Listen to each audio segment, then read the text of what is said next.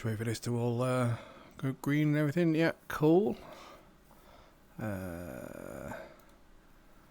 Yes, we'll just hide that. Well, good evening, Bear fans. As the title says, this is just some chilled Harrier practice.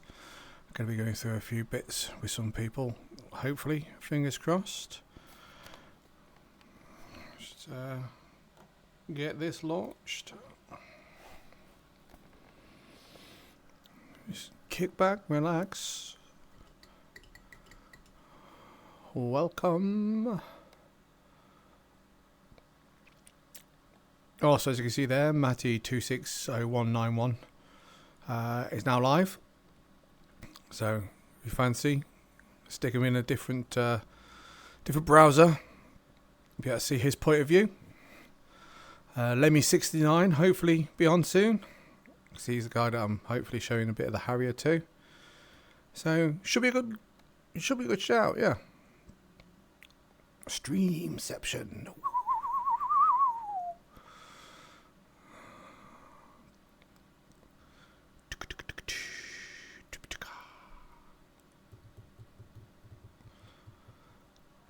Hopefully get some guys jumping in and viewing. I do notice that although I've been live for 1 minute and 36 seconds, it takes about 5-10 minutes for the email to go out. So if any of you do join late for any point and want to see the beginning, it does go up on YouTube, or you can look at it on the video on demand. Well, yeah, hope you're all keeping well. I'm feeling a lot better.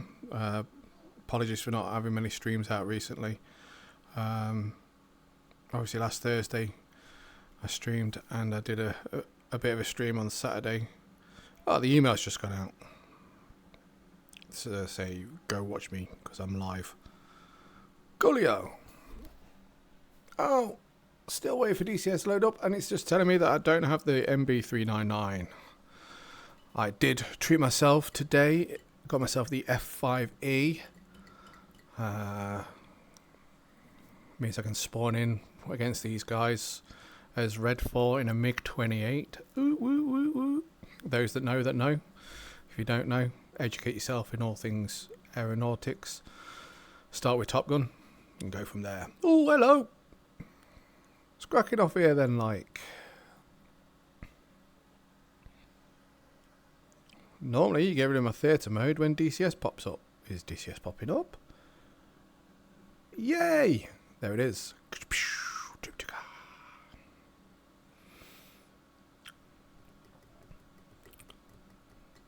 So anyone watching this, if you jump in the chat, if you remember my Forza episodes. Why is that? Why is that not doing it? Why is it not working?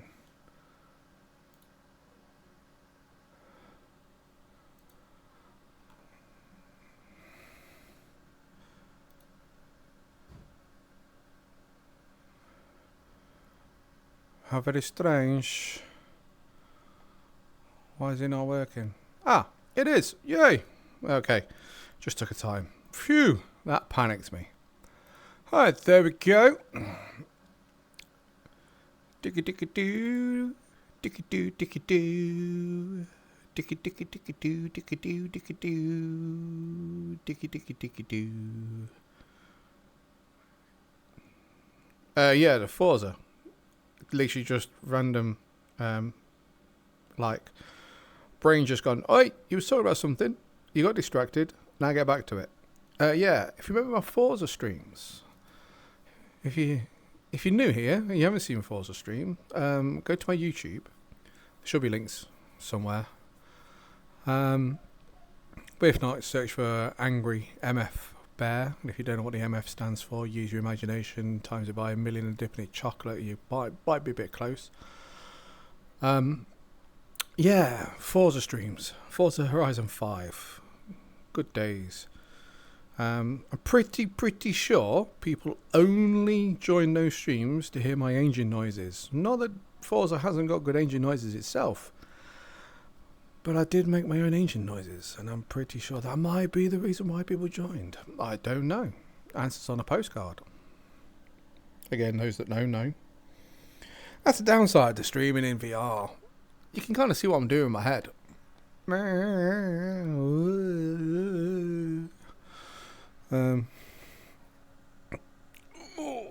Stretch my back out a bit. Got a stiff back. My advice: don't get a job in an office. It's bad for you. Like, seriously, really bad for you.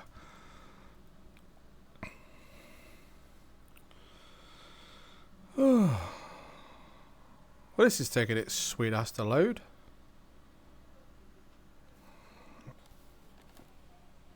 It's still loading, still fine.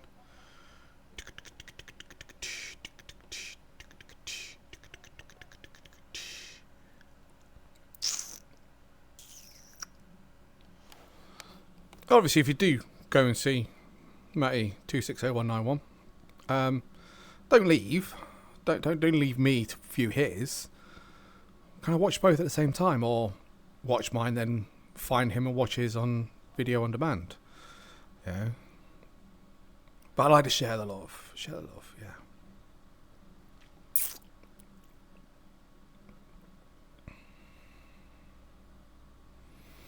I'm just hoping Lemmy can get on. Oh, here we go. Yay, mission load done.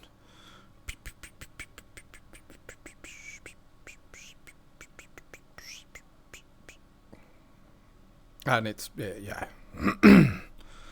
Nearly there.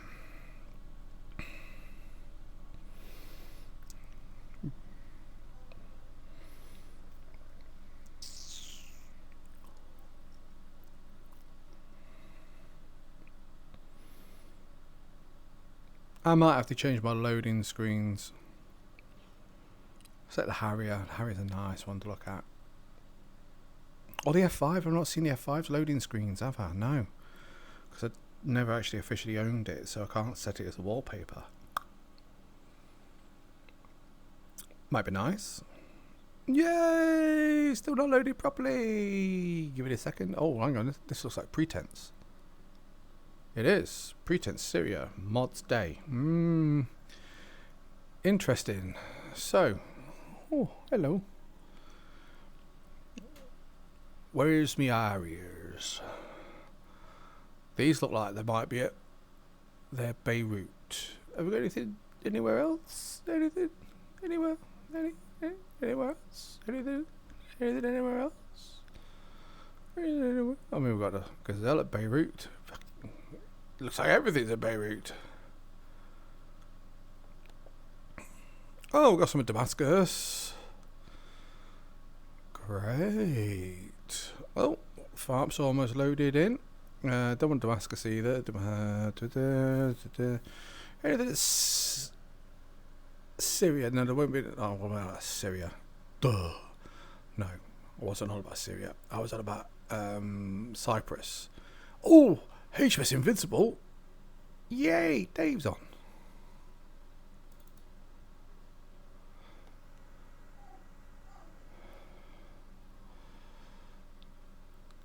Why is he not in? He's in a Harrier. But why is he not? Why is he not in comms?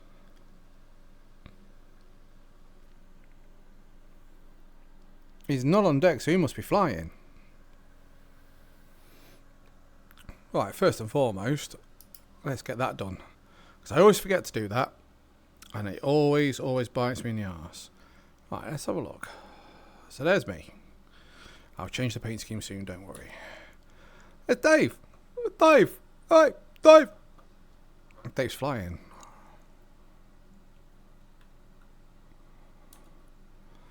There's an A10. Damn, someone's brave.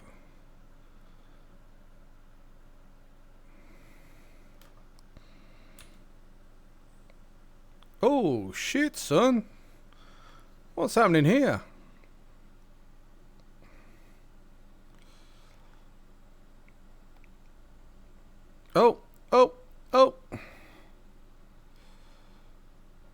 Fucking hell, that's a big missile. But it missed. You need a gazelle. It's got IR. Hey, there we go. Nice. Someone's in here.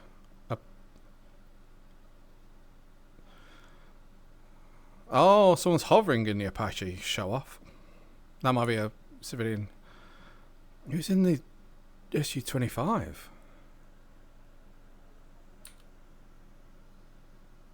That's a civilian.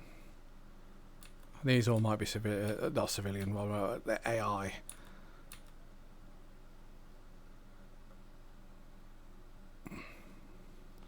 So that might be Dave. There's two of them.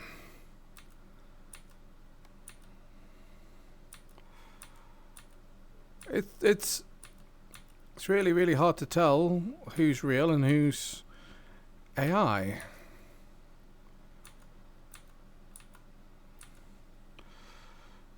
F-14. So yeah, there's a fucking lot.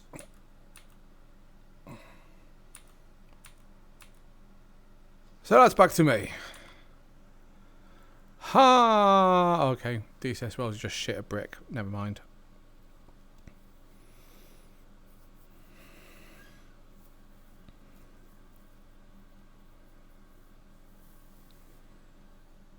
Hopefully it'll load soon. Please load. Just checking in the old watch my chew. Ah, training. There we go.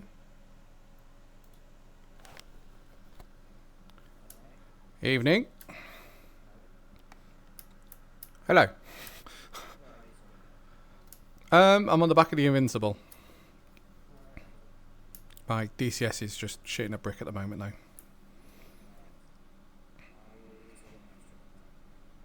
Yep, coolio.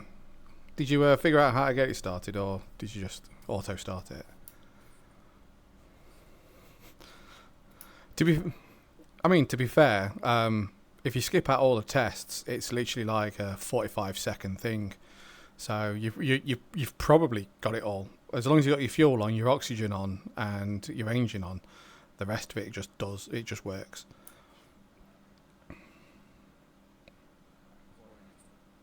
Okay, cool. I think my DCS might have crashed.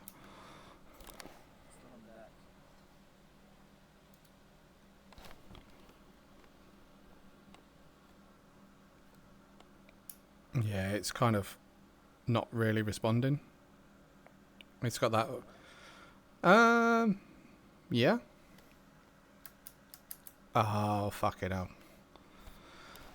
How annoying. Yeah, so my DCS is doing that thing whereby it's kind of taking over all the processes, and if I don't have Discord highlighted, it won't let me push to talk. But it's now told me the window's out of focus, and it's letting me look around again, so I think it's stopped being a dick. But it is really slow.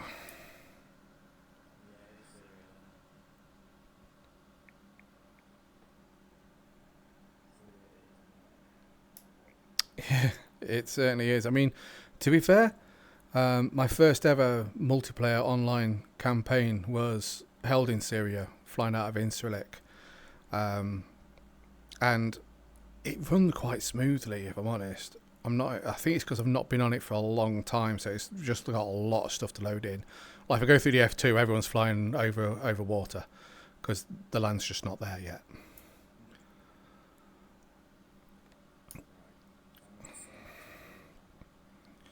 Yep.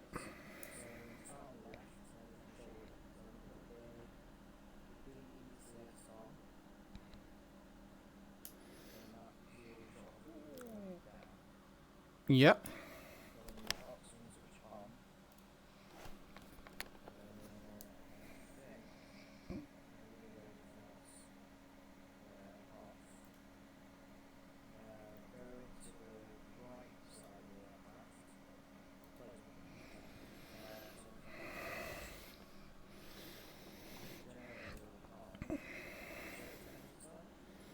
I normally put APU on.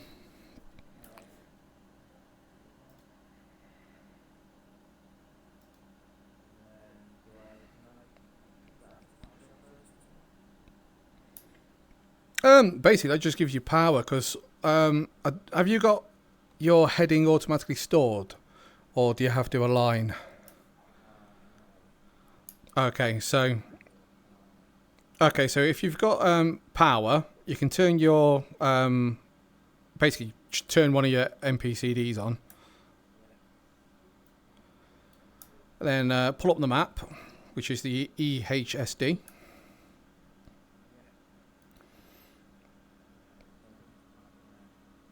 Oh no, there's no picture on my map either. Ah, that's interesting. No. It basically means that we're not aligned.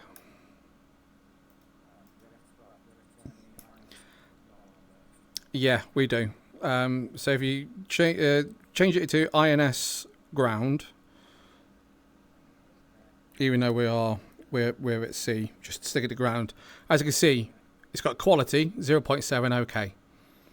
That means it's fully aligned. So you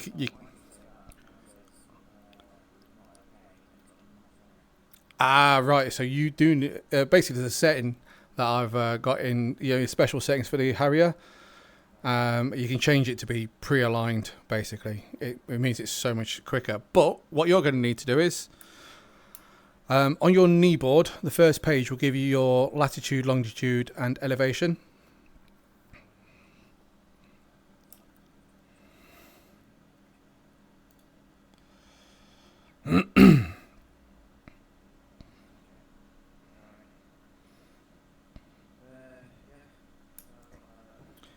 So with that up, when you click data on the second button up on the left on your map screen,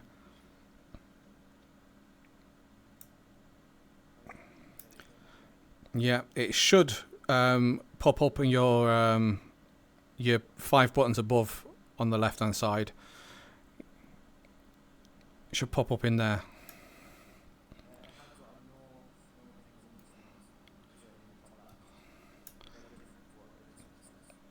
Oh right, you might actually have to put them in. So on the rack of 3 ODUs, option 1, which is the very top one, should say pause.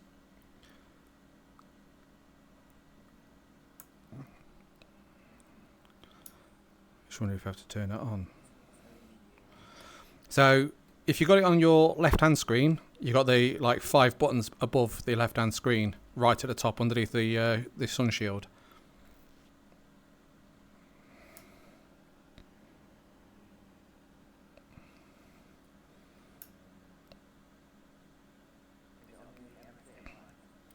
No, it's literally above the 5 buttons, circular buttons above the left MFD.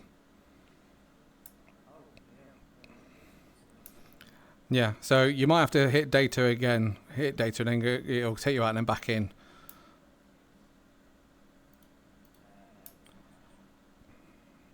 Oh,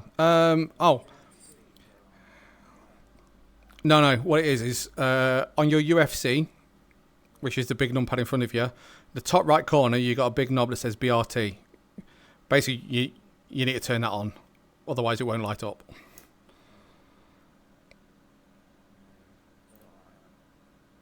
Yeah, you might have to go into data, go in and out again, because the time out and turn off after so long.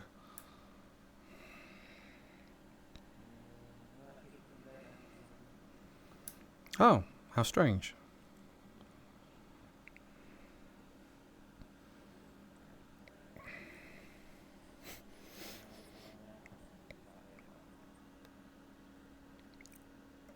Right,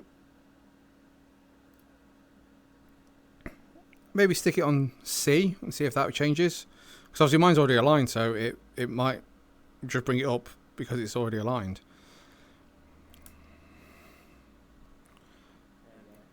Yeah. Yeah, cool.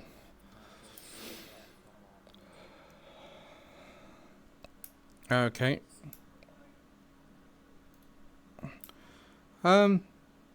Weirdly, it should come up with POS because you need to put your position in basically.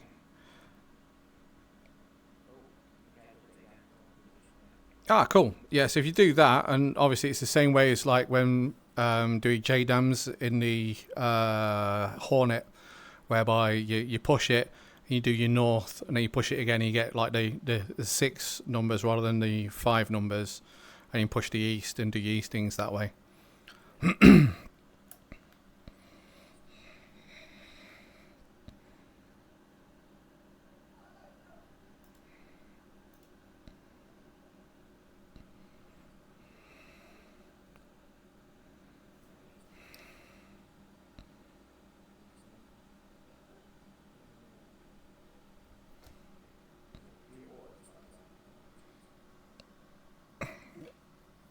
I used to.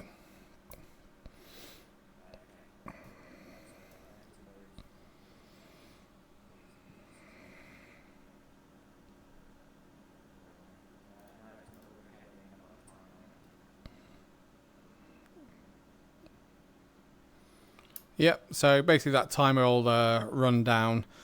As soon as you get to OK, you can basically stick it to IFA, and it should be fine to continue aligning in the air.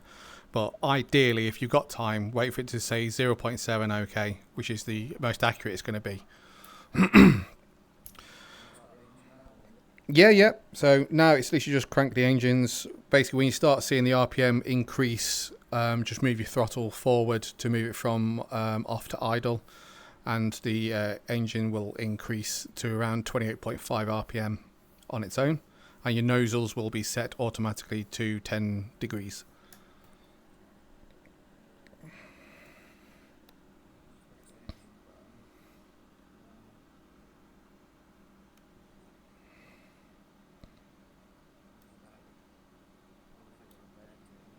Yeah, it will do it. Basically, it'll swap over to basically turn the APU off and the electrics off, and then the engine will start using that power to like tick over.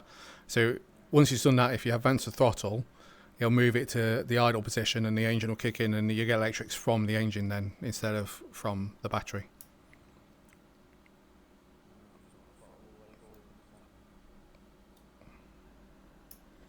How strange. Just double check your fuel pump, and which is like the funny like hexagonal one just behind the throttle, and the 2 levers next to it. Um, they should all be forward. Yeah,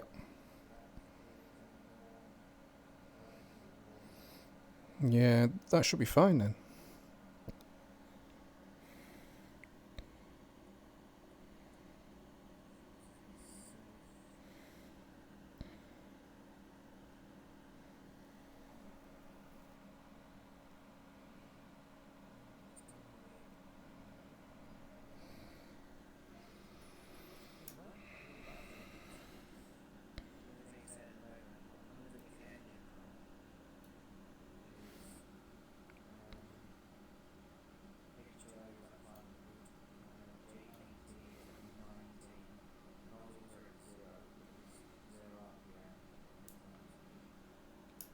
Well, that's strange. Um,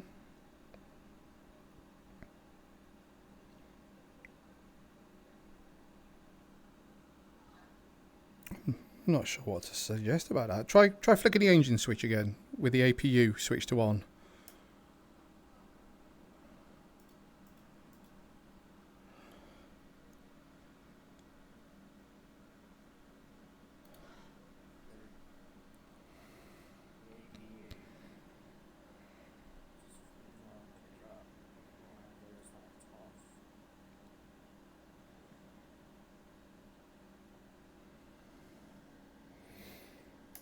Yeah, so it sounds like you got to the stage whereby you need to advance the throttle. Um, I'm wondering. Yeah, I'm just wondering if there's a key bind that you need to press to, because all I do is I basically put my throttle forward, and it kind of takes it from the slow build up into the basically the engine start build up. Just wondering if there's a button you need to press that does the same. I don't know.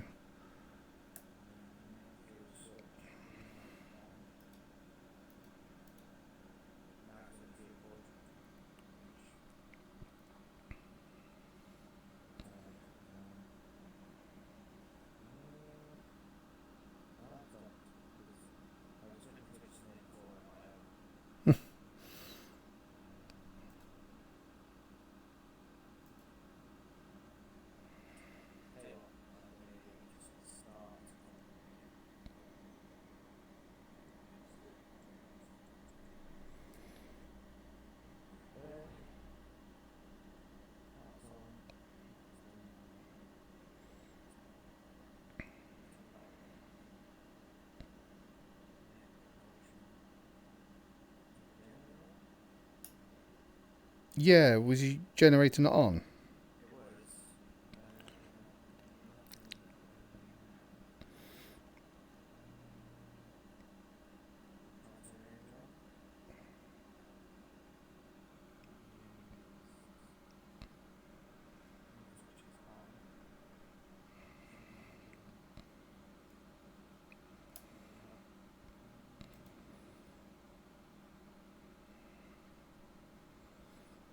Yeah, so your throttle should move literally about an inch. You know, like the warbirds, you like progress it an inch, and it kind of makes the engine kick over.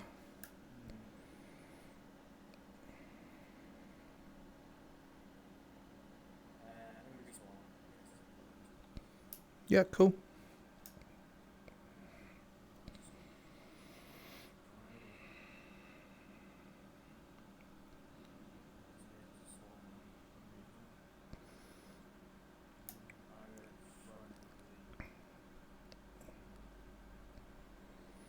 Yeah, I noticed someone else basically spawned in and took off, which is a bit weird.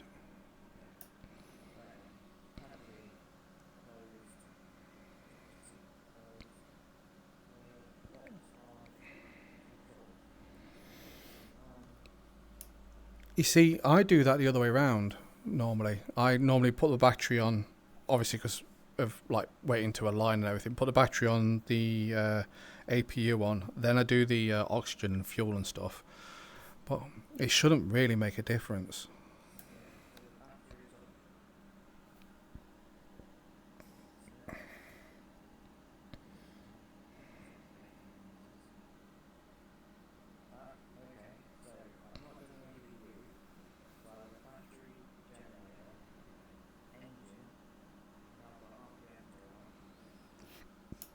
Nice.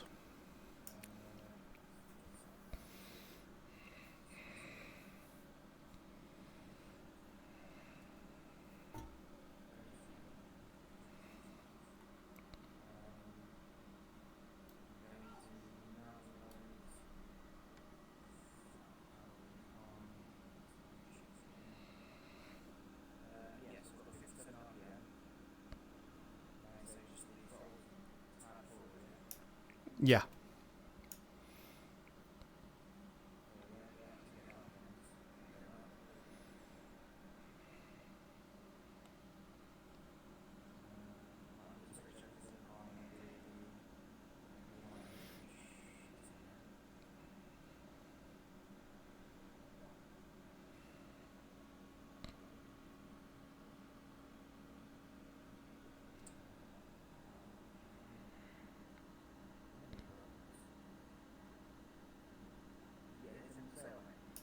Yeah, got the F5.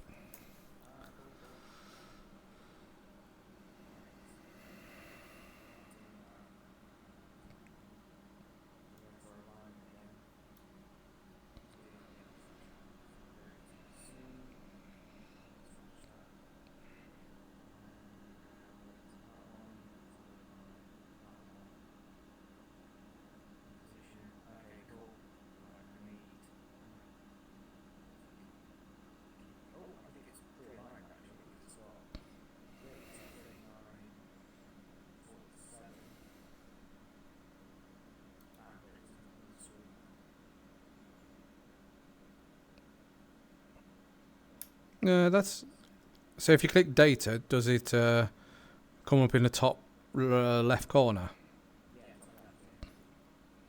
Sounds like it's pre-aligned then. Does it definitely say not okay? No. Weird.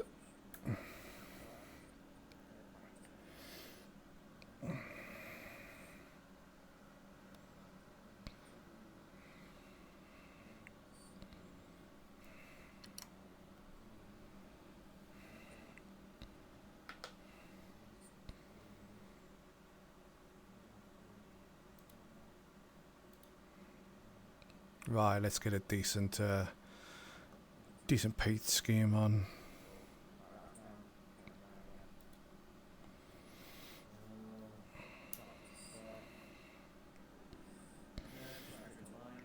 Yep, so while you're doing that, what you can do is you can, if you look behind your stick, just underneath the slip gauge, above the INS is your flare. And then the middle left-hand one of the bank of 6 is your DMT. Yeah. On your left-hand side, on the little shelf above your throttle, you have your seat adjust, but just behind that you've got exterior lights. So it's a 3-position switch. Fully aft is off, middle is infrared, and forward is illuminated for your external lights. So set them as you wish. Sorry? So literally just on the left hand side, underneath the canopy, about halfway up the wall, you got 2 switches.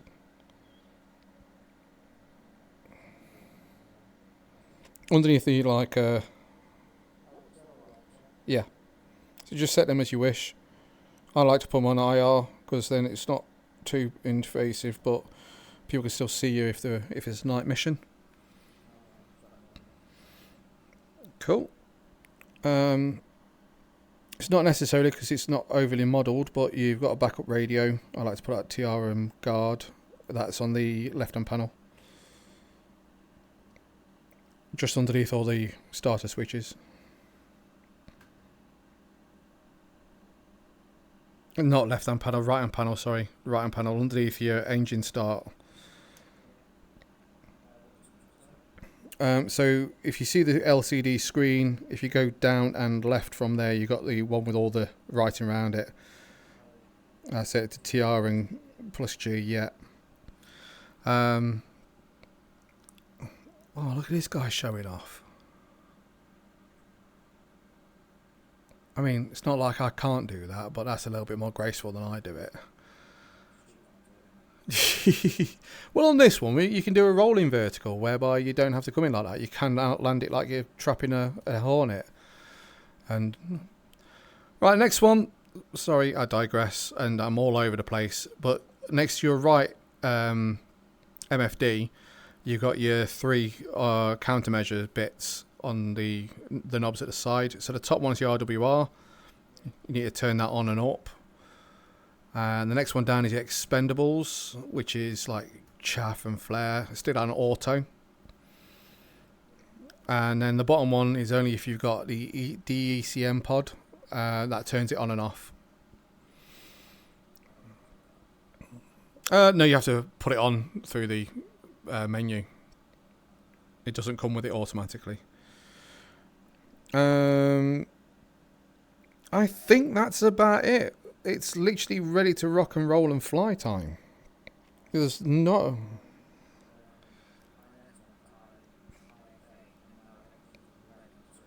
Yeah, it's because you've got data selected. It's to basically warn you that you're going to change the data of your navigation system.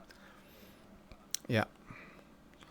So yeah, it's that's you started, ready to rock and roll and fly.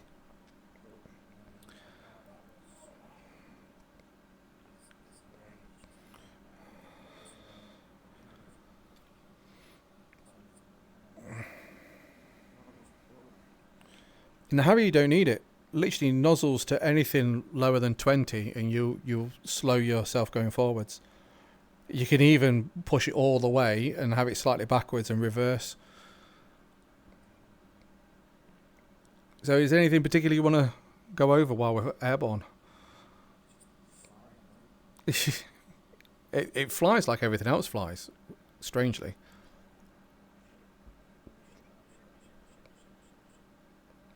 You're fine. So if you push your nose wheel steering button and hold it, it gives you high gain. All right. Yeah, and with it being the ski ramp, you should be good to just whack it off. Have your nozzles about 20, 25. And there you go.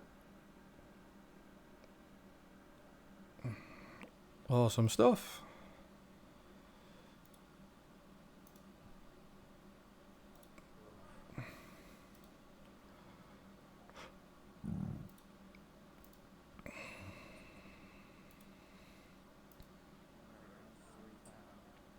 Yeah.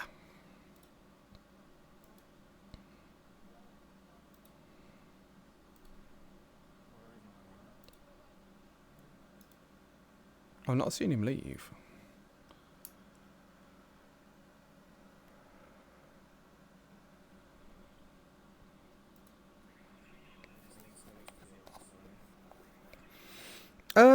Yeah, it's not the Hornet. It does. Sorry, I was talking about pushing to talk there. Yeah, it's not the Hornet. It does pootle along, but it can. Yeah, I mean, I can get it up to like 560, 570 in a good cruise. I mean, it's designed to be really, really powerful, torquey, like off-road buggy type thing, down in the weeds, thick air, thick air, rather than it being like easy gliding through the air and getting up to altitude and flying at like a bazillion feet in really thin air. It's designed to get down and down through the thick air. Right, I'm going to turn my push.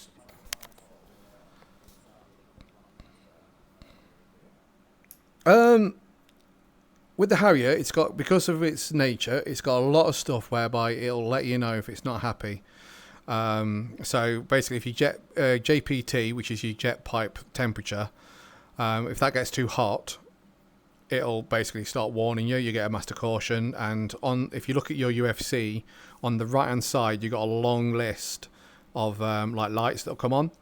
And the master warning for JPT is the very bottom one. It'll come up with JPT. It just means it's getting a bit hot, so just ease off on the throttle and it'll be fine. If you notice, if you go into V-stall mode, the HUD changes, and in the bottom corner you got an R and a J in the bottom left corner, and that basically gives you a readout. Now, if you advance the throttle all the way forward, you'll start getting a hexagon fill up on there with a line that goes out. Either with an R or a J, depending on which one's the more threat. So if you because you can go over 100% RPM in this, so you can over RPM the engine. And if you do that for extended amount of time, you can damage your compressor blades, you can damage the gearbox and all sort of stuff like that. So essentially it monitors how long you're in high throttle for. Now, at a decent altitude of like 5, 6, 7,000 feet, you won't get a full hexagon around there, but if it's a full hexagon and then a line protruding from it, it essentially means you're going beyond the current limits. Don't do it for too long. So if I see a full hexagon, I normally ease it back until like one segment's come off that hexagon, just for engine maintenance. And it's the same with the jet pipe. If the jet pipe gets too hot, it'll fill the hexagon up and it'll produce that line. As soon as that line goes out, it basically means the jet pipes are getting too hot, back off. So essentially in your HUD, you've got everything you need to do engine management, and you can just fly all day long. That might be why it feels slow. It also feels a bit floaty at that as well. You know, like when you put your flaps down in the Hornet, it suddenly goes floaty. Yeah, if you put the nozzles down, it's the same sort of thing. You'll get a bit floaty. It's like, oh shit. Right, I'm going to take off now. Well, first of all, folks, course, you get a sneak preview to this and a sneaky peek. Well, not peek, but you get to hear me.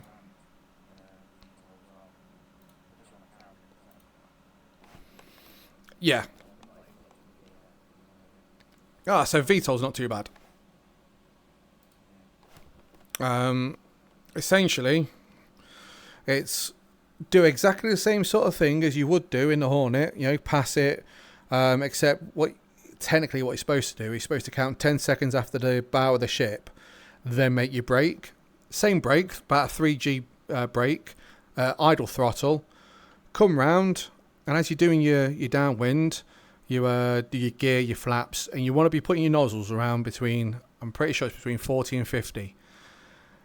And what you do is, if you're in V-stall mode, if you notice on the right-hand side of the hood, you've got a FPM, your feet per minute. What you need to do is, you essentially use your throttle, not your pitch, to keep that level. So you keep your actual pitch, centered and level, and then use that to make sure that you're not going up and down. And then, essentially, what you do is, this is awkward because this one doesn't have one, but if you look at the Tarawa, it's got a little block at the side of the deck just sticking out. So if you've got good wind on the deck, you can actually start pulling over as you see, as you come a beam to that, it's called the landing strip. As soon as you see the landing zone, you can start pulling over. If you've not got the wind on deck, I mean, I don't know how you're going to tell if you've got wind on the deck or not, because we never have any wind.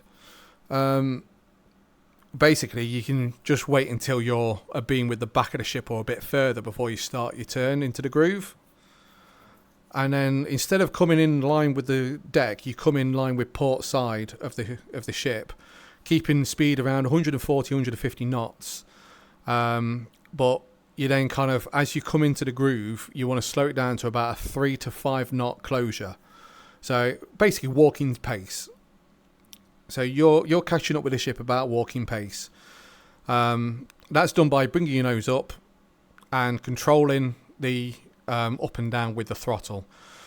And you want to progress the nozzles back to 82 degrees as you're coming into the groove. So as you level off into the groove, about 82 degrees, and you basically be coming in. And obviously keeping the power up, keeping the power on to basically stop you coming down. Hopefully the ship's doing a nice 30 knots for you, because if it's doing 30 or 40 knots, I know that's really fast, but if it's doing that, it makes it so much easier to like hover alongside it. Whereas if you do it like I used to do, whereby it was a stationary carrier, which this doesn't look like it's moving, if I'm honest, then it's an absolute pain in the bastards trying to hover, because it means coming to a complete stop over a specific point, and it's horrendous. I mean, this guy's come back and he's having a good show. I mean, fair play to him. He's good. So you get in line, and then there's two schools of thought. You either dip your rudder slightly to move to cross over onto the landing, or as I like to do, you just ailer on it slightly, because if you do rudder, then you're not lined up when you land. You have to piss about doing an opposite rudder to line back up, whereas a little aileron dip, you still got the same effect. You're moving sideways, but just a bit more left aileron as you come over, and you level off. And then basically you should be about 120 feet above the deck, radar that is. So your radar altimeter is the very right hand side of the strip underneath the UFC. So you can see it says alt, baro and radar, well RDR.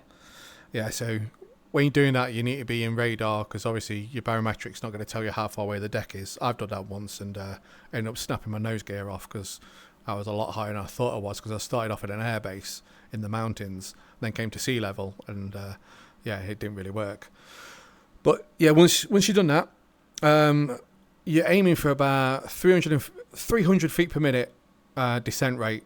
Any more than that, you're going to break something, but any less than that, and it's going to take you ages to get down, basically. It'll feel like you're going really fast at first, but yeah, this is an absolute beast. It'll take it. So just think Navy, not Air Force. And that's basically it. I mean, I said that's basically it, but yeah, it's literally the hardest landing to do in any airborne aircraft. Yeah. I mean, on a ship like this, there's absolutely no reason why you can't do, um, start off coming in and doing like a what's known as a vertical rolling landing, whereby you do everything that's a vertical landing, except you don't arrest as much speed and you don't do it over the edge of the aircraft. You do it as if you're coming into land on a normal aircraft carrier. So you come in on line with the runway, and you just put it down gently like that. And once you've done a few of them, I mean, you can even do them on a normal runway. It's how I normally land on a land runway. I do a rolling vertical. And once you got used to that, because obviously it's going to take a while to get used to the balance of the aircraft, because it likes to wobble, it likes to throw you off, and I still wobble, I still get thrown off sometimes. But once you got used to that, yeah, it's coming to a hover alongside a moving ship is a lot easier than a non-moving ship. Are you the lead or the one behind? Okay. Right, I might as well get in the air then.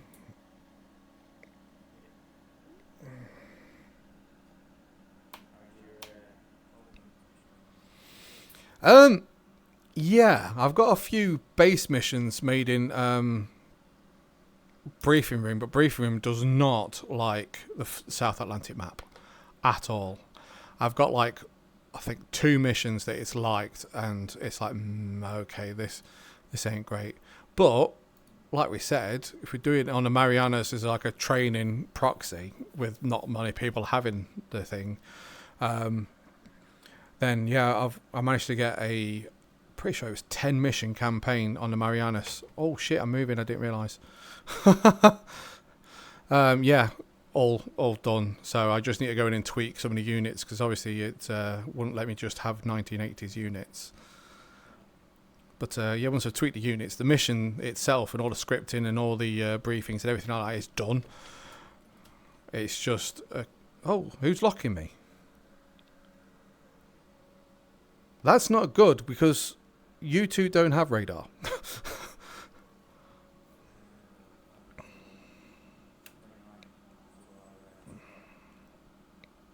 A 29 after our 2 o'clock. What's going on here? Right. Yeah, another thing, if you push the EW button on your MFD, it brings up your like big RWR screen. Yeah, okay. On the right hand side of that, there's one that says LTM. Yeah, if you click that, what that is basically it's a limiter. It limits the contacts to only ones that are like serious and actual threats, rather than it being everything. Because if you go into any mode other than VSTOL, you'll get the lollipops of all the contacts, and it can get really cluttered and a lot of them on there. Right, luckily I'm in air-to-air mode, so I'm going to have some fun.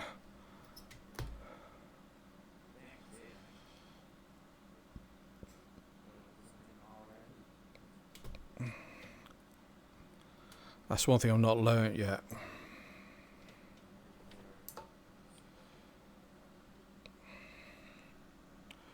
That's a bad takeoff.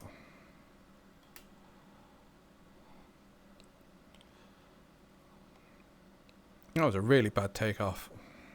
I didn't even have my water on. Oh yeah, for takeoff it's handy to have the water on, because what that does is it basically dumps water through the jet pipe so that you can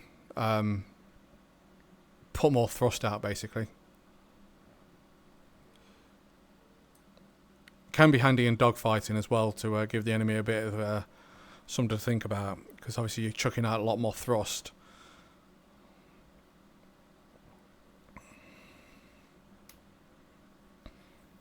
RO. That might be a Roland. Roland Sam site.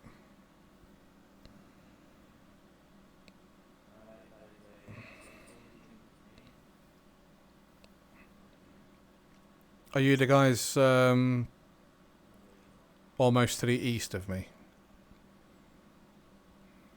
Heading 06 from the carrier.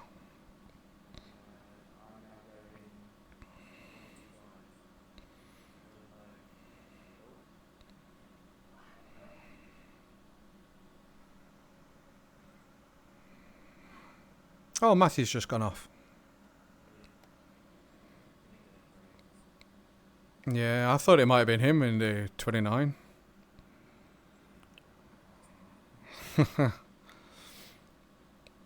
You say you're down low?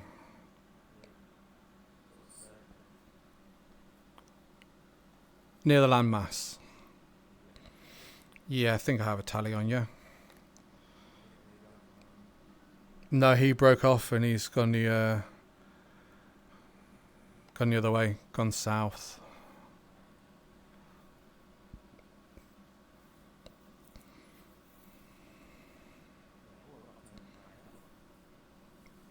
Yeah, that's something I've never seen or got working.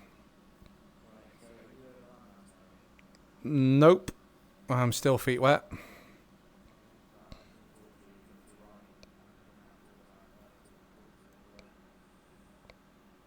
Yeah, I think I've just seen the ugly VR blob, so I'm heading towards where I saw it. Yep.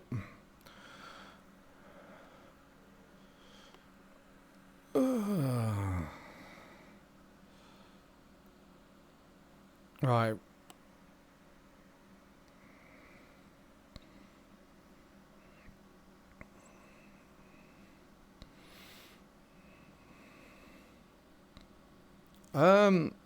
I've just been pinged by a 34. I'm not even sure what a 34 is. Well, I can only imagine it would be an SU-34, but... I mean, I know there was an SU-34 which is like an E variant flanker, but it was like something obscure, like a radar testing prototype. Oh, sugar! Breaking SA2. SA2 had a good lock on me as well.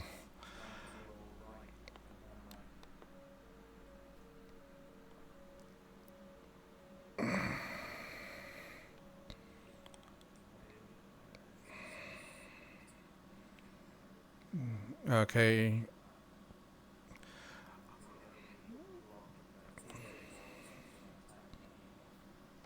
Okay, pulling back round. I have you just over the hill. See, I'm in air-to-air mode and I should have been in seed mode. I didn't realise we had enemy SAMs that close. I love a bit of seed in the Harrier. No. I love it because the only way to do it correctly in the Harrier is either lob and hope or get in the weeds so they have no hope of seeing you. So I normally ingress around 10 feet. I mean, at the end of the day, this bird will do it. I might have to dump bags in a minute because that 34's got a good lock on me.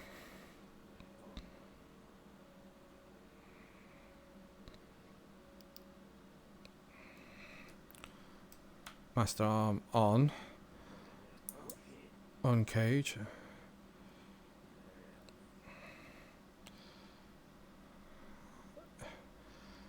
Yeah, I vaguely see smoke in the air.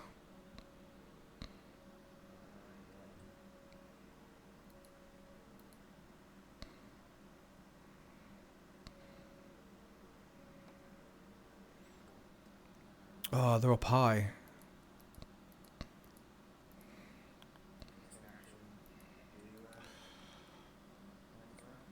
Oh, hell no. I've literally got 4 heaters and that's about it. And I'm clearly going to get something with the radar. And they are high. I don't want to get high. I see something over there.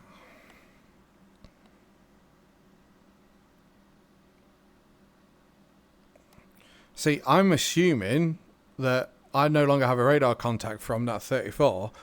So it assumes, because I went so low, that it got me. I'm hoping that the computer's that arrogant that it's like, well, he's gone really, really low. I can no longer see him on my radar. He must be dead. And calls no joy. Goes away, bugs out, and then I sneak up behind him, take his pants down and spank him.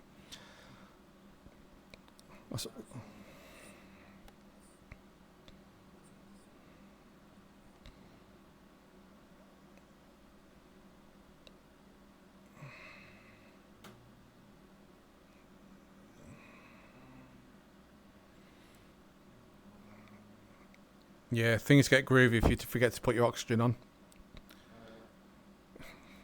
My HUD was all blurry the other day. I was like, what the hell? And then there was like blurry grey stuff at the edge of my vision. I was like, oh shit, I'm hypoxic. Right, it's a black dot in the sky and I'm going for it.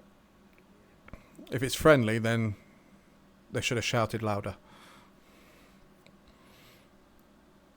One thing I'll do while I'm quite flat and level, turn the altitude warning off. That's annoying. Yeah, so if you click on altitude, well, the ALT on your up front, you can then turn it off, but on the other side is GPWS. That's General Pull-Up Warning System. That's your big arrow saying pull up, pull up, pull up. I turn that off as well, because I know when to pull up.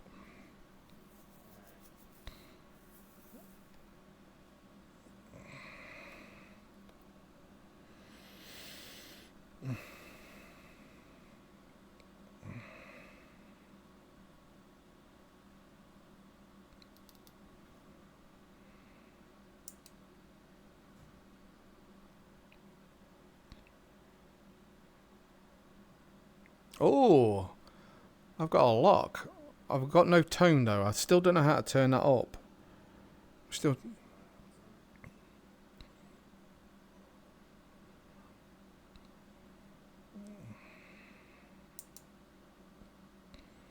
Right, I'm over the big lake, wherever that is.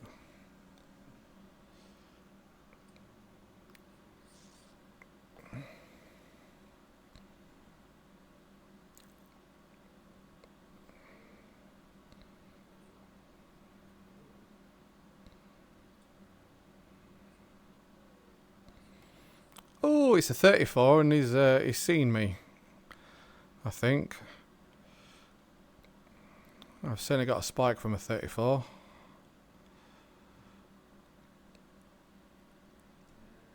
Oh, it's just coming to render a distance. I can't see him now. Where'd you go? Oh, I'm hoping the Hawks are on our side.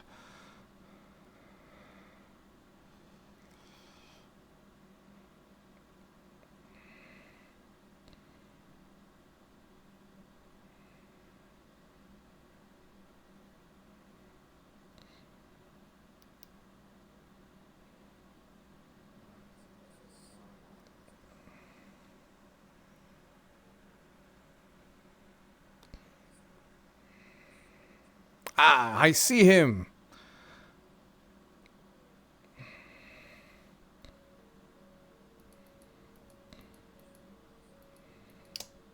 Fox 2.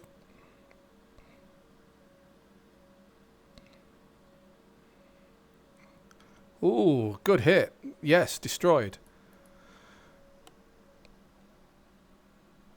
Another one.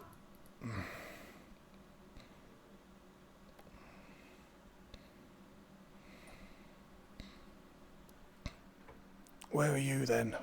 Where are you?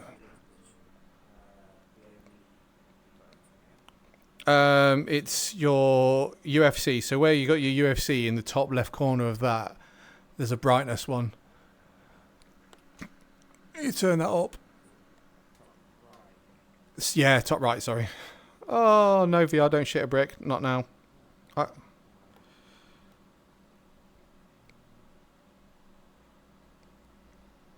Oh, Syria, why are you such a bitch?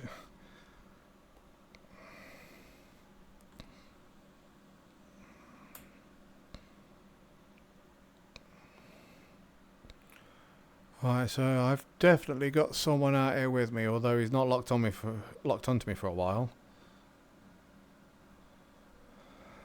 Ah, there he is. Speaking of devil, sure to lock onto me. Whereabouts are you?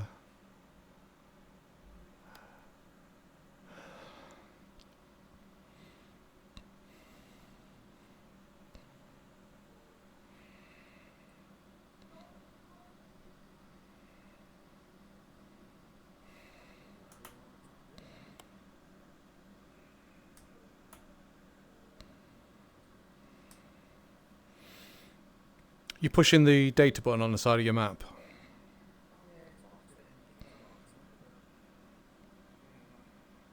Are you in C on your switch behind your stick?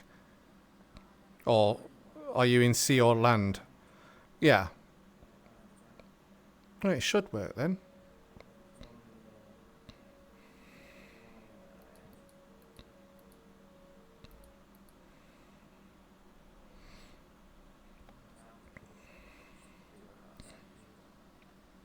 Yeah, I find that so much easier. It's almost like ground crew come and basically plug in like they would do. Plug in and give you a locator that way. I don't know if it's above me or below me.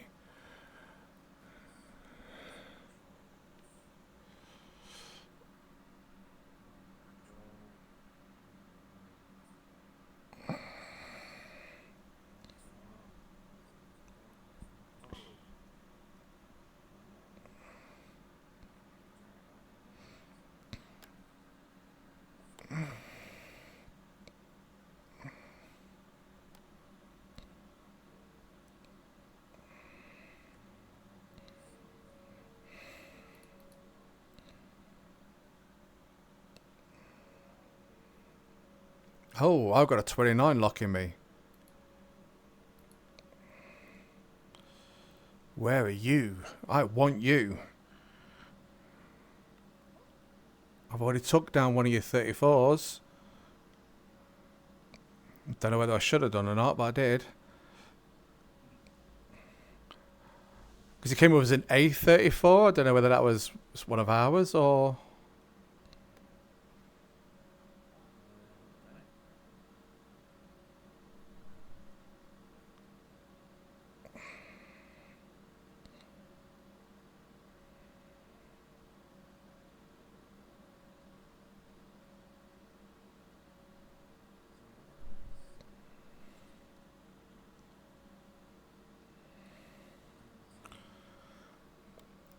Well, he's got to be close if he's doing that.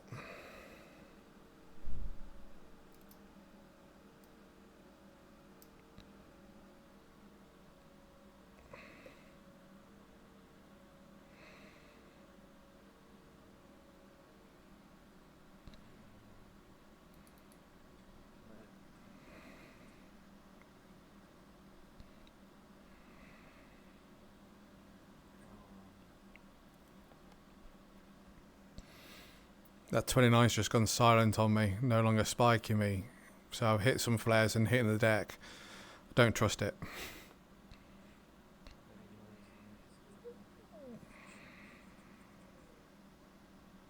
34 behind me. Got me his search radar, he's not quite locking me yet. Just painting me. Where are you at, boy? Where are you at? There, gotcha. I'm having another one.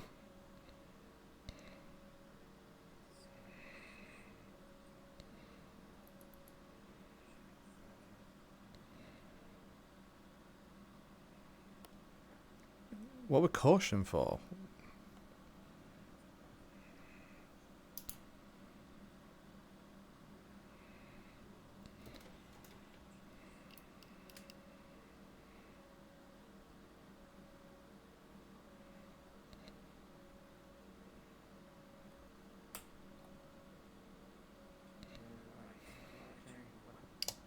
Fox too.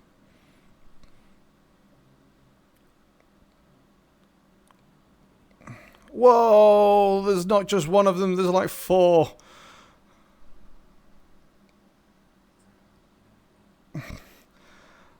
It's a target-rich environment, and I've got 2 missiles left.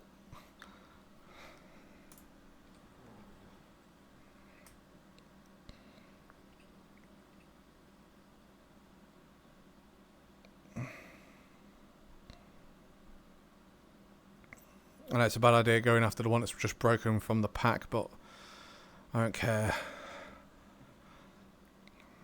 I want more kills. I'm thirsty for blood.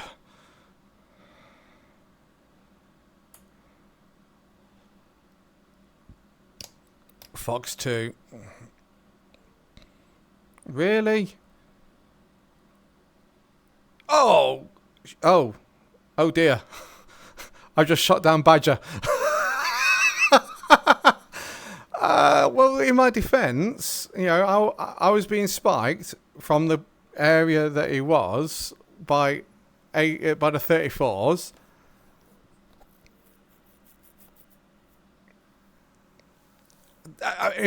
Also in my defence, I'm in a Harrier.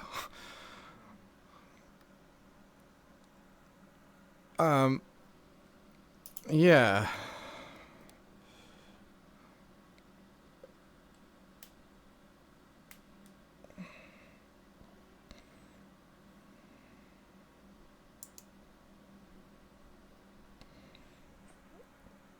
I mean, what the hell?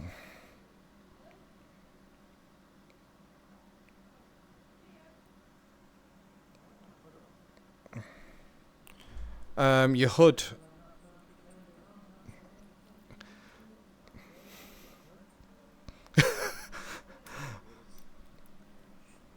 Yeah, I need to reply. Hang on, let's see if I can just... I mean, I'm in a war zone and I'm just putting autopilot on.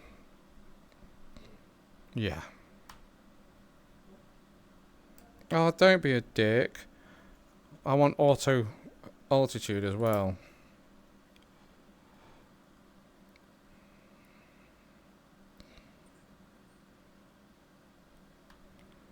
That's it, altitude holders.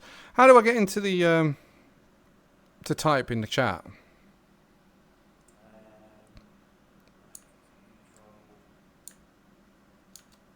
Left control tab. There we go.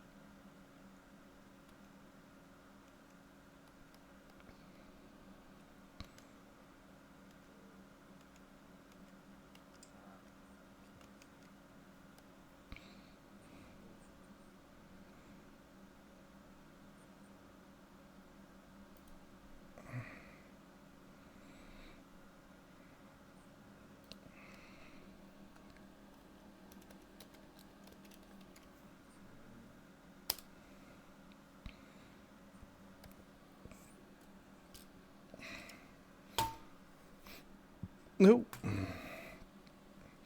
I mean, the good news is I've not actually been engaged by anything. There was 29 and at least 2 or 3 34s around here, and not a single one of them's done anything.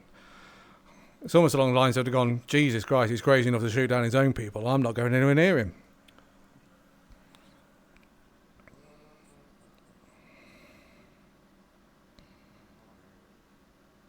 Nice. Yeah, if you're anything heavier than like maybe £20,000, you won't actually do much other than lose traction in your wheels, but you won't get any height.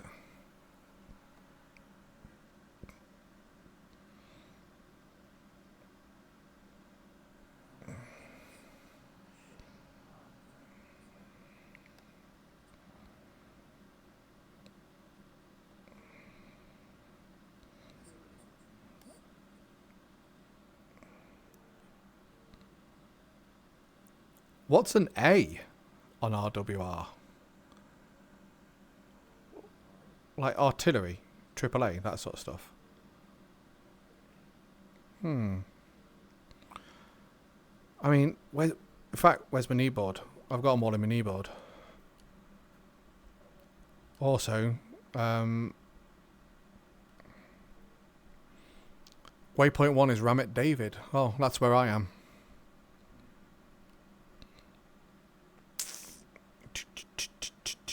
So an A is a Gepard, a Vulcan, or a Zu-23 Shilka. So yeah, radar controlled AWA, AAA. And a 34 is an Su-34. Surprise, surprise. But I'm pretty sure when I shot it, it came up with an A-34. Yeah, could be. Well, it does mean that I need to paint an F-18 on the side of my Harrier now. Yeah. Them is the rules.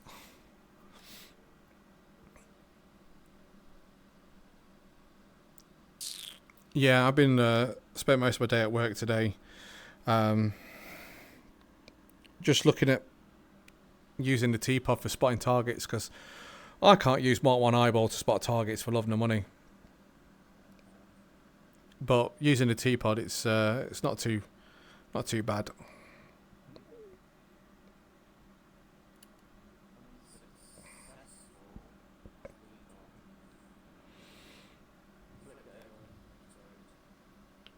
Oh, it's a start. At least you got enough thrust to actually pick it up enough to flip it over.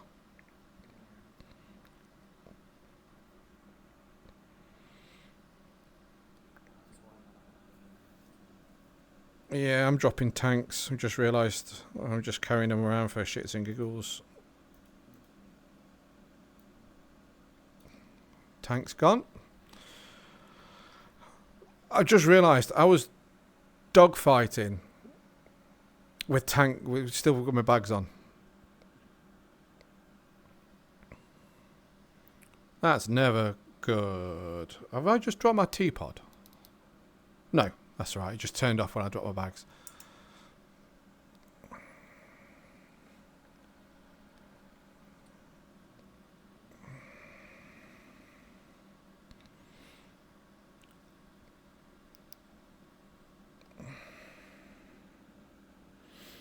It's bugging me that I can't find a volume for the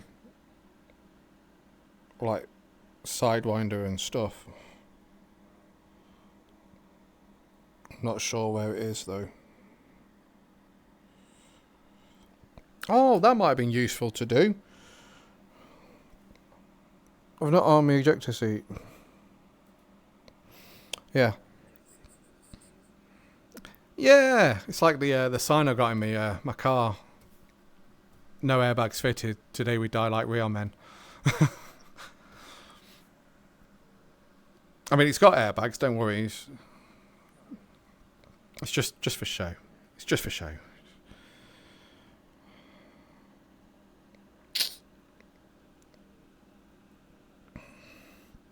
So while I'm looking for this stupid volume control, is there anything else you want to know about the Harrier?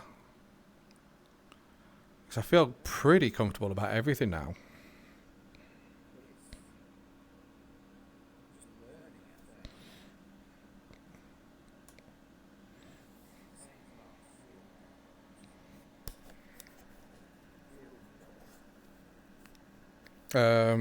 That's your DCS.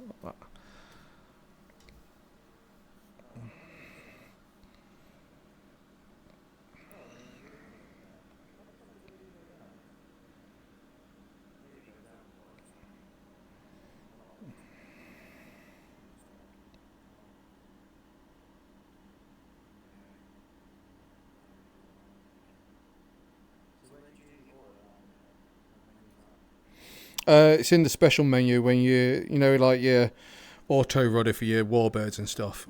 It's under those settings.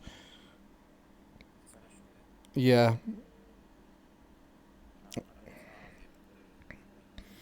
Yeah, you can't do it on the fly, unfortunately.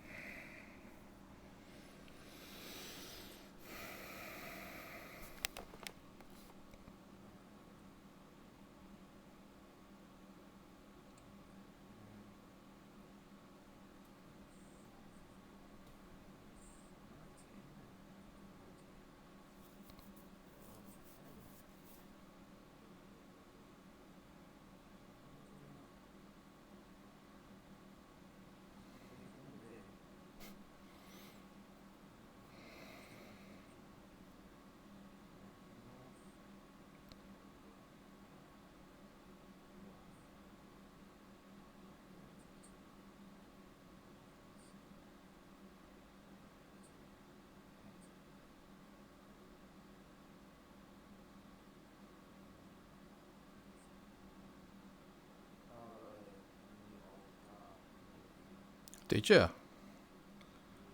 Wait,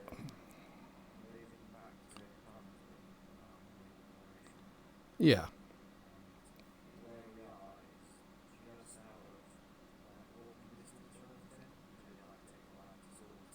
yeah.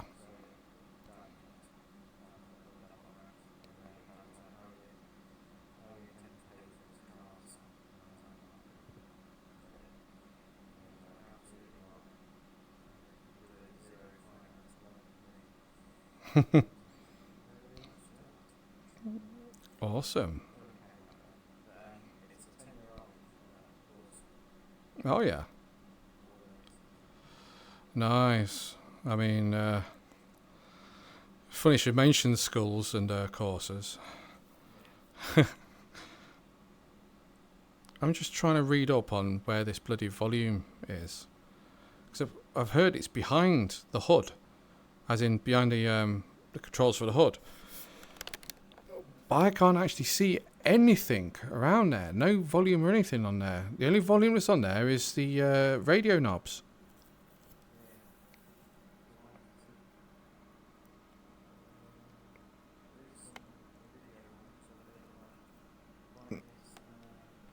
And contrast. Yeah, contrast. So I legitimately can't find it.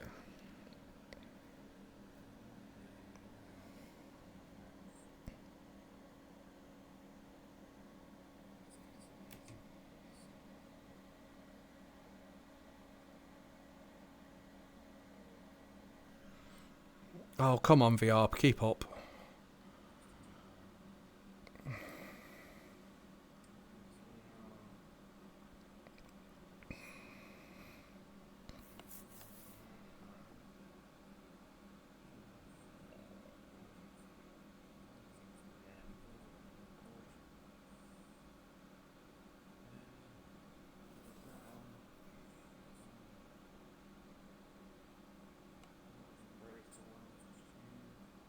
Very nice.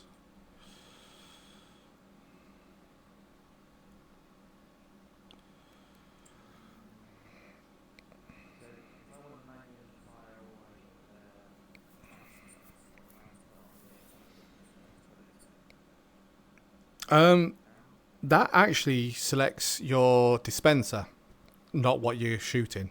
So if you stick it on auto, it takes from your RWR whereabouts the RWR is coming from, and picks the best dispenser to chuck it out of. Um, no, I mean it does even have an RWR setting. I'm not sure what that does.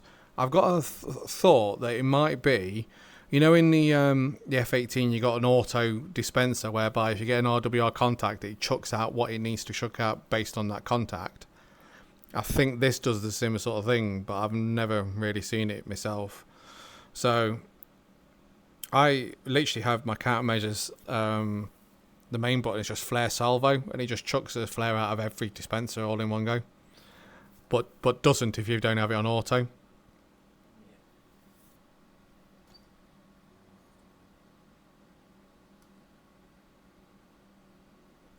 Why is my limiter off?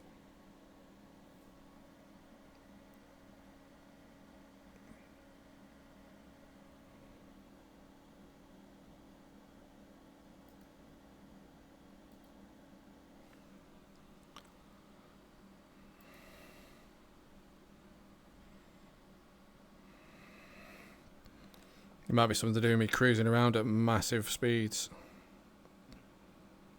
Well, not massive speeds, but literally full tilt.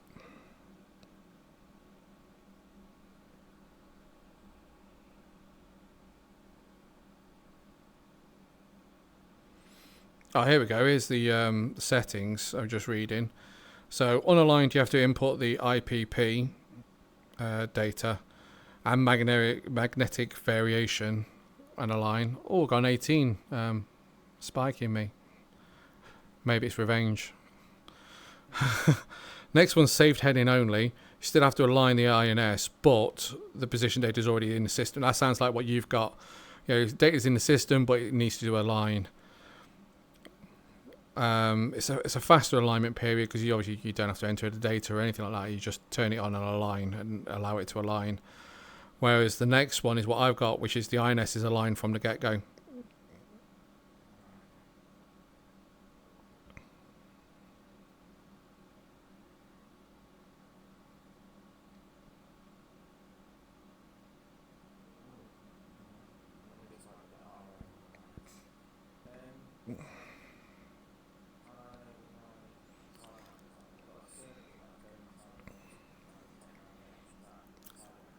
Yeah.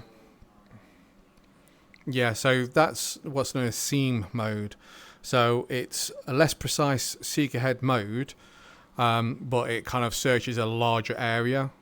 So instead of just bore sighting, it kind of looks in a larger area. But obviously you have to wait for that circle to come round to where your target is in order for it to pick it up.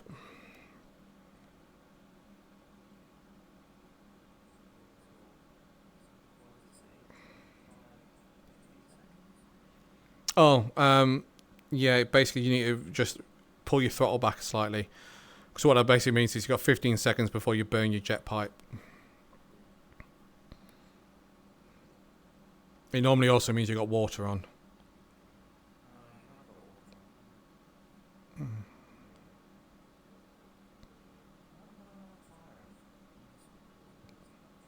Master arm on.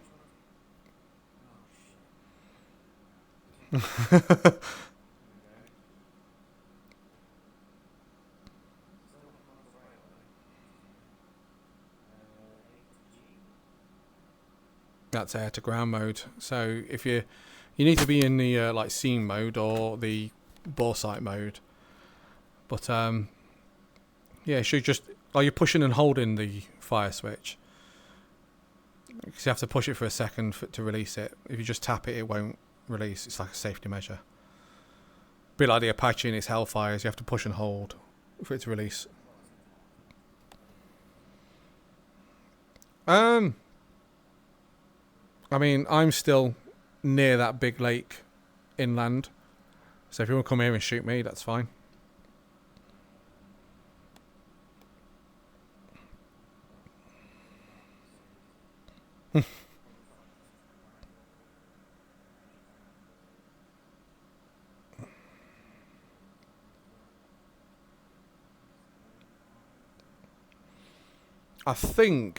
I do think it's a Roland, but yeah,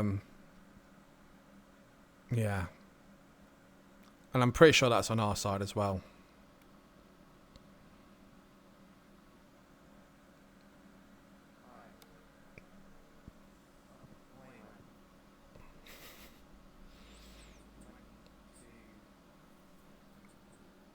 Yeah, it's a TU-22.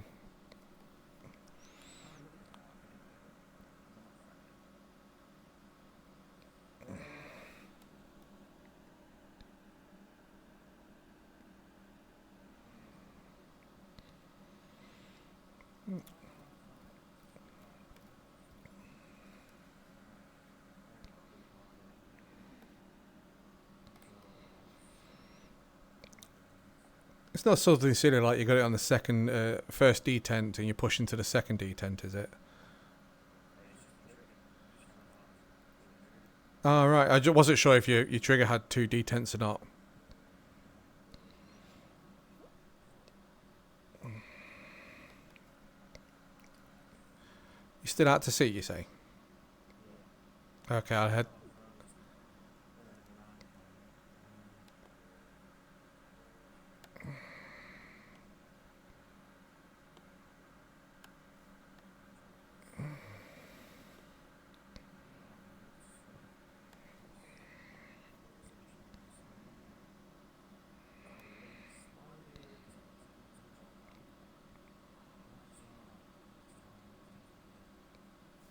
Yeah, it's... The, what you want is the weapon fire. It's something like cannon, sidewinder, sidearm, and maverick. Which is weird because the maverick's on the pickle button anyway.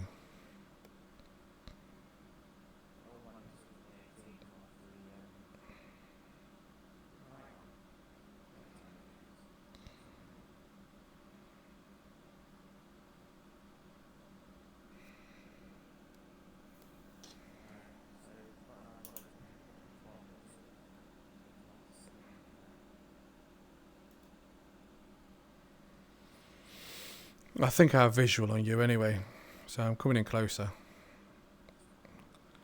If it is, you're on your right hand side.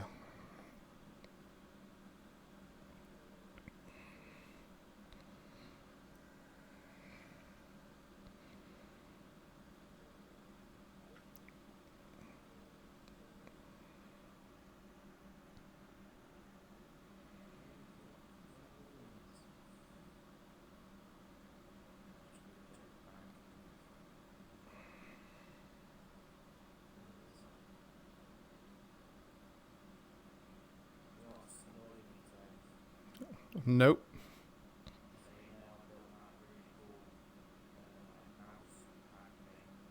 Oh yeah.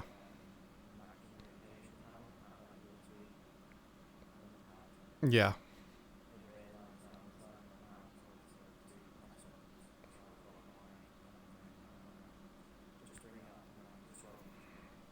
All right.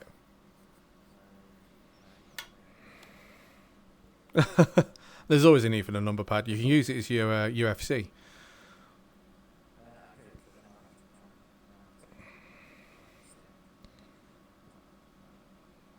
I'm thinking about getting the Hornet one. Yeah, so the cannon button switches you to cannons rather than fires them.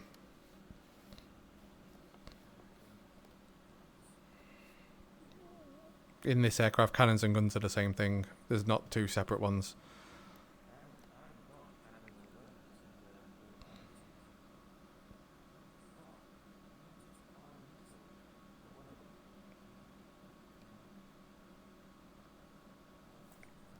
One second, I've just realised I can literally just push the button in the controls and it'll tell you which one it is.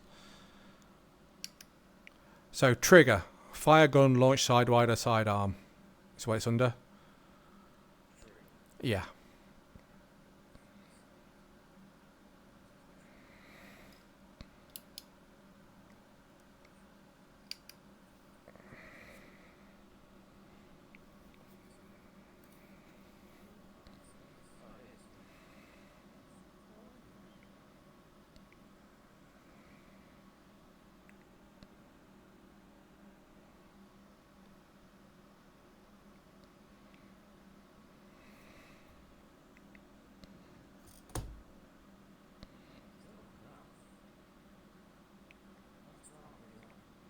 Unless you need to be locked onto something.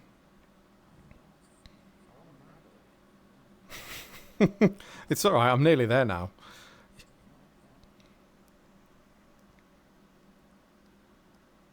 You're actually in render distance now as well. And my flare's picking you up, so... Yep, Sidewinder's picking you up as well.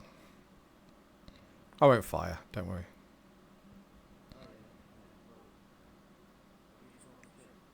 No, no, no. I'm over by the land. Oh, I'm being spiked by the SA2.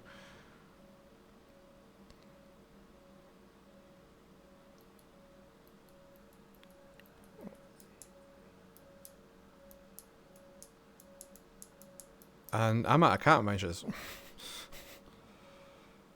That's handy. It's just underneath your right MFD. So the bigger number at the top is your total. The two smaller ones are your wings. I know.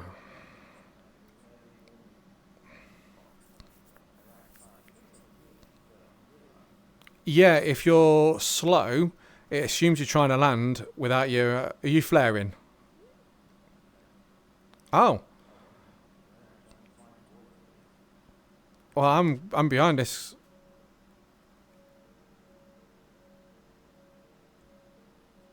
That's...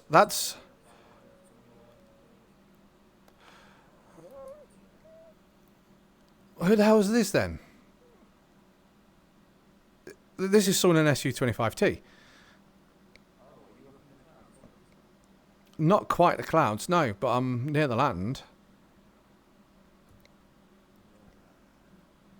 I don't know if this is a person or not. Hang on, if I go in F10... Oh shit, why am I not even on me? No, no, that's literally a... That's a bad guy. Yeah! I can have it! Fox 2, in your face! Eat fish!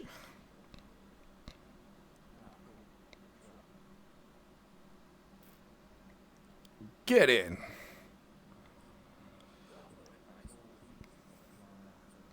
They're your hotspot detectors.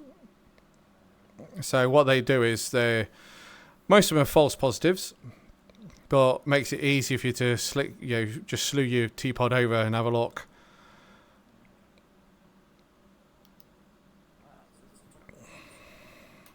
Yeah, an SU-22. Not an SU-20, a TU-22. Yeah. So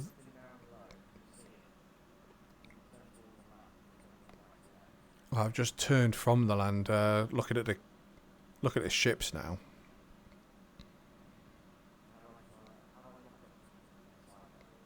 Literally put the circle over it and it'll lock up.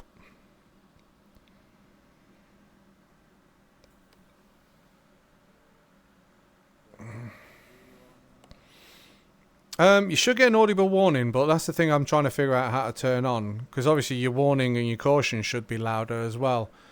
And that's the thing.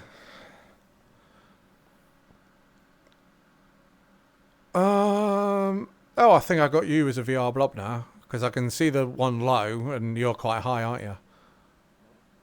Are you the one low then?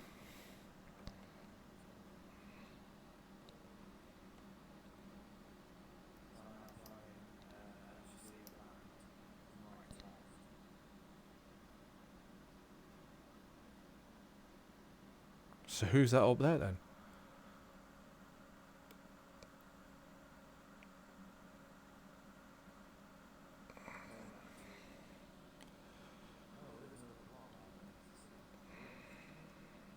Right, so there's two blobs in front of me. There's one low, there's one high. The SA2's spiking me again. Right, I'm just going to scrub some altitude. I've just gone over the COI's giant thing.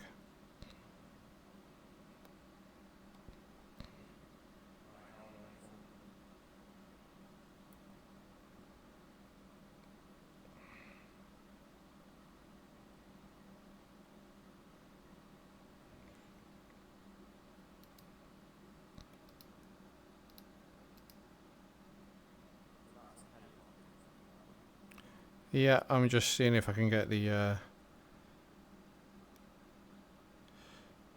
old teapot to lock onto it.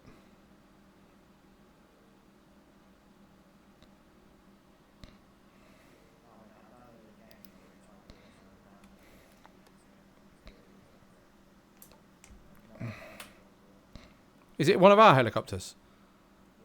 Oh, I was just about to take it out.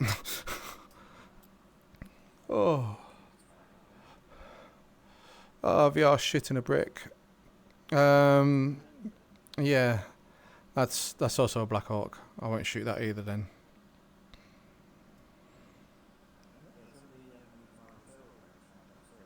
Yeah.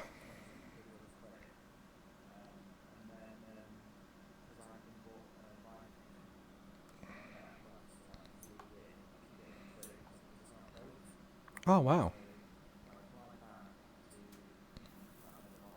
Yeah.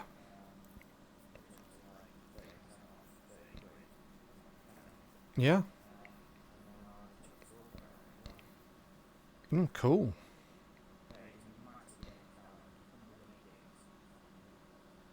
I think I'm going to crash because my DCS is running like... Ah, there we go. We're back again. Oh, crap. Straight into the SA2. No. But it's giving me the old doodah, doodah, doodah, doodah.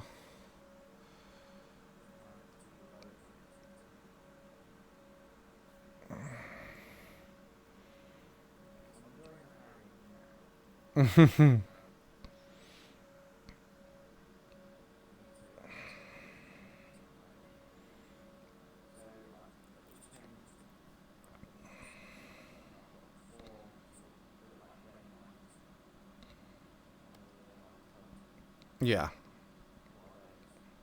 So that means either no weapon selected, master arm still on, that sort of stuff. So in this, you either use your... If you look on your near where your left knee would be, you got all those switches. The little grey dots are actually your station select. So you can actually select a weapon based on what station. Or you can go into your MFD. If you go into the main page, you can then select stores. And from there you can select, basically the buttons across the top select the different weapons. And it's also how you set them up as well. Yeah.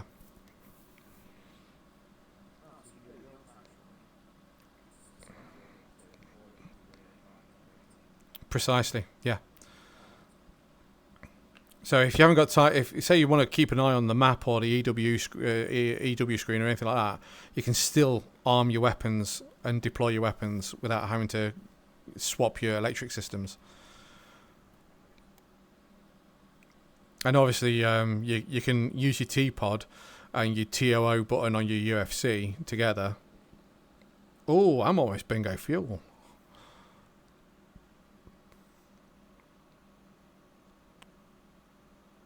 Anyone know what the TACAN for the ship is?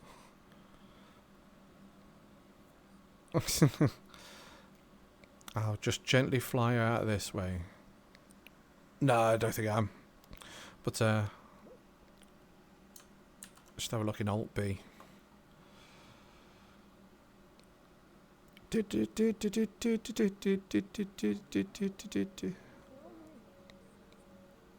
Okay, it doesn't actually have a TACAN. According to the thing, it doesn't know.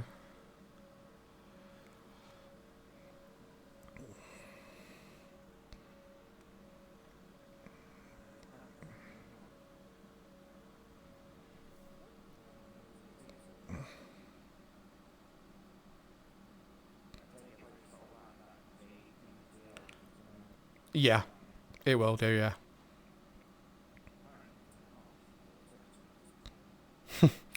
No, that's your, oh, what is it?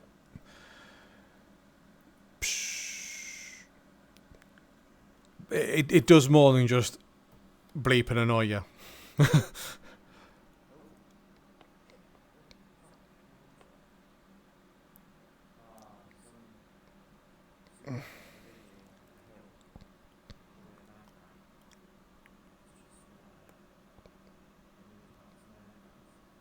Oh.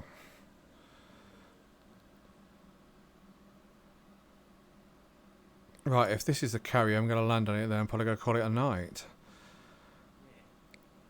But, yeah, have a look at the weapons and let me know which weapons you want to play with, and I'm more than happy to try and remember and take you through them.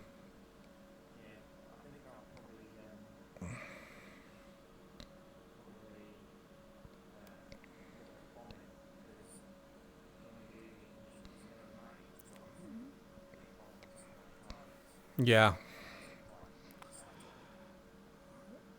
Why the fuck is this just dropping all the time? It's literally perfectly fine, and all of a sudden I go to no frames at all, and it just freezes, and I just get yeah. Yeah, this landing's not going to be pretty because I've got something locking me up as well. Looks like a 29.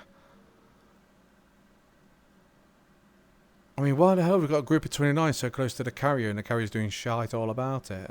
How am I supposed to land with 29 shooting at me? Not that fucking good.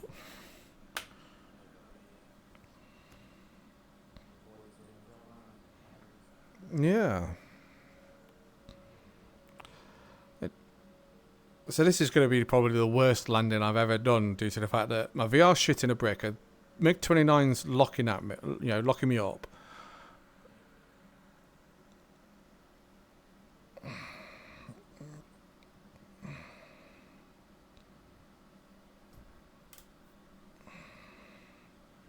And obviously I've got no bloody flares either. So I can't do nothing about anything.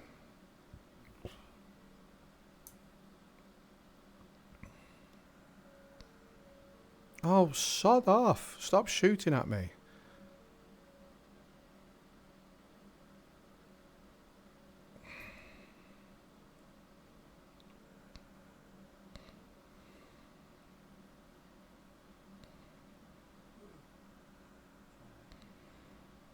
Yeah, I'm quite tired.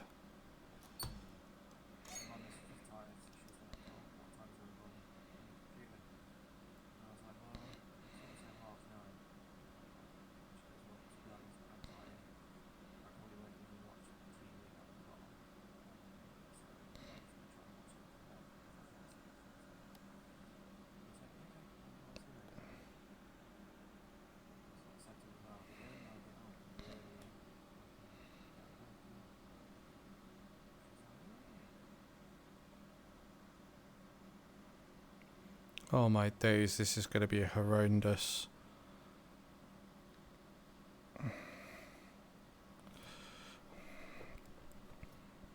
Yeah, I know fuel low. That's why I'm coming into land.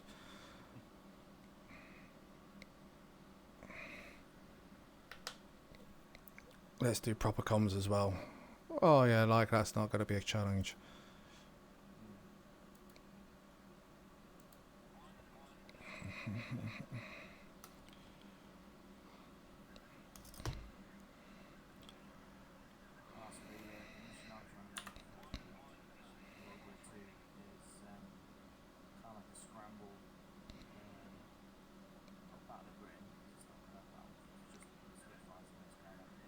Yeah.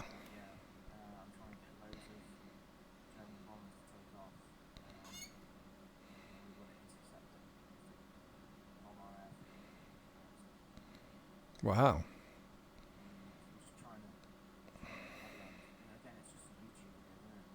Yeah.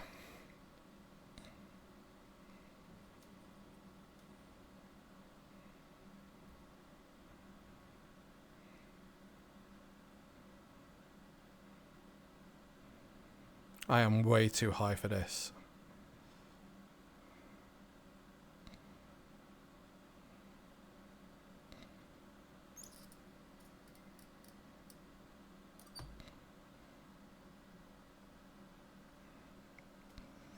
Can't even see the ship anymore.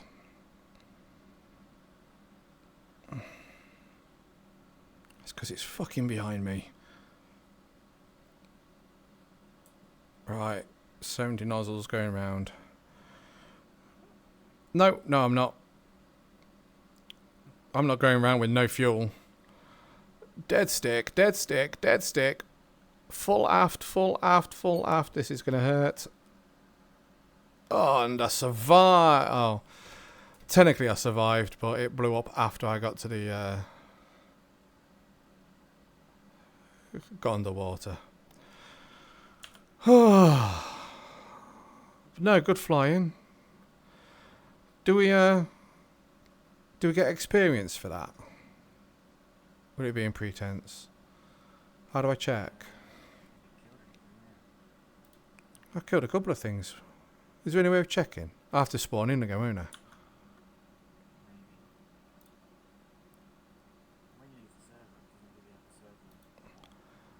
I've no idea.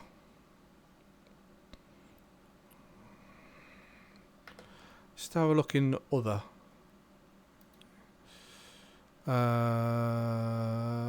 Information. Player. Yeah, XP 45, rank E1M and basic. I need 1955 for next promotion. Yeah, so two air-to-air kills. Was it? Yeah, I might have lost XP for blue on blue. Thinking about it, but no, that was actually really good fun. But yeah, I saw a video today at work, just kind of brushing up, because obviously I didn't know what you wanted to do tonight, so just kind of brushing up everything I wasn't 100% on. And one of them is target of opportunity JDAM launching. That's good. But yeah, rippling 4 JDAMs off is actually not as hard as it sounds. You can use the T-pod to designate the targets, and what you do is you get your T-pod in, designate the target, as in lock onto it, and then you just push TOO, enter, and it stores it as a target of opportunity. So then you just move to the next one, and then the next one, and then as you're flying in, you've got your JDAM up, you got the first one targeted. Once you pickled that, you hit your waypoint increment button, and pickle the next one, waypoint increment, pickle the next one, and you can do that for as many as you've got. You can also do that with your other munitions. Obviously not laser guided ones though, because yeah, you need to keep the laser on. But you can do it for multiple lasing targets as well. So you can, like, say you use buddy lasing. You know, I was in completely loaded with paveways, and you was just chucking a laser down. As soon as you see me shack one, you can waypoint increment, and your laser moves to the next target, and I can then pick up the next target. So yeah, it's all good fun. Right.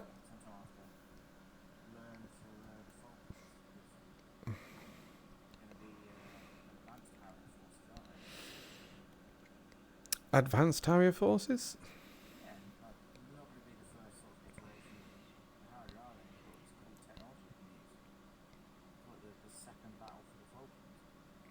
Yeah, I mean that's a good idea. I mean, we're not actually the Harrier that's modelled in here is not even up to the GR5 standard. The original Harriers in the Falklands had better kit than this has got. So yeah, in the Falklands, the Sea Harriers and the RAF Harriers were retrofitted with the Sea Vixen air-to-air radar. We haven't got any radar. So yeah, I mean they didn't have T-pod, so we've got that to our advantage. But yeah, there's swings and roundabouts. But it does mean that Major Argentina was supported by Russia, and yeah, Russia kind of supported them and goes, here, have some free gifts.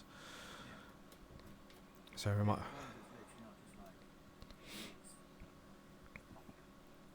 Yeah, I mean, the way I see it is, I'll make the mission whereby it is just MiGs and SUs and all that lot, and then just change most of them for the things it should be, like the MB339, the Pucara, the A29B, the A4, the Mirage 3, which would be interesting to fly against because they're pretty capable and they do have really good radar. Right, I shall let you crack on, and I'll speak to you soon. See you in a bit. Bye.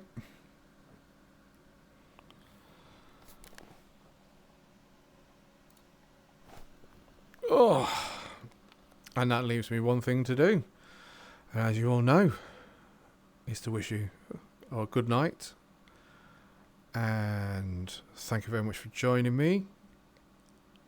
I hope to see you all again soon.